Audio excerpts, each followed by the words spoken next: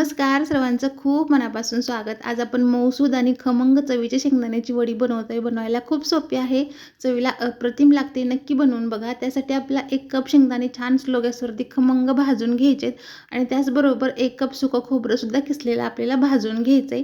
शेंगदाणे आणि खोबरं पूर्णपणे थंड करून घ्यायचं. शेंगदाण्याचं साल काढून घ्यायचं.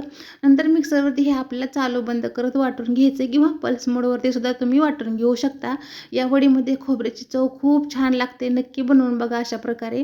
नंतर कढईमध्ये आपल्या 2 चमचे साजूक तूप टाकून घ्यायचं. 1 कप बारीक चिरलेला गूळ टाकून घ्यायचा.